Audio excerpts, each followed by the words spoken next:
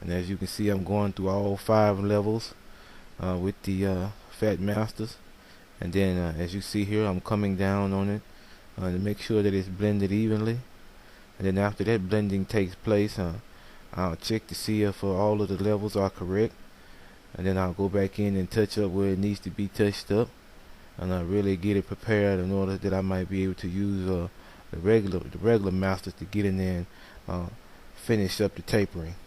And so the rest of this particular segment just shows me going in and putting the final touches on the taper, making sure that the taper is exactly as the client wants it, making sure it's clean and crisp.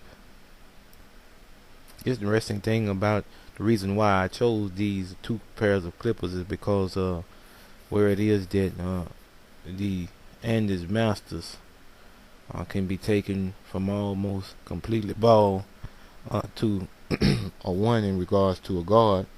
Then if the Fat Masters pick up right where the Andes Masters leave off, and so you can do a blended taper without ever having to change out guards, or without having to go through that process. Makes the haircut a lot more streamlined.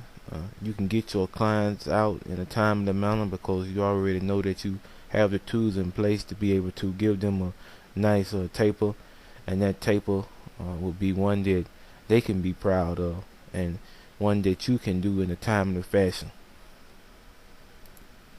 So here I've set the groundwork for a nice taper, and as you can see, I'm going in to make sure that that line, the first line that I made, is blended out. I'm also going to continue to blend as necessary so that that taper can be exactly as it should be, a smooth transition from dark to light. And I'm going to line it up, and it's going to be really a taper that the client is going to be happy with. So now I'm beginning to address the sides with a taper.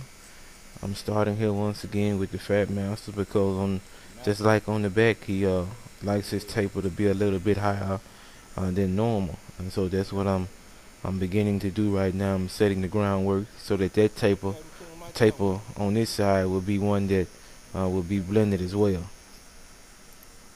So we're going to go through all 5 levels that are present on the Fat Master clipper, making sure that the taper is one that is very, very neat and crisp, as well as that it blends thoroughly, so that the client will be happy with the result.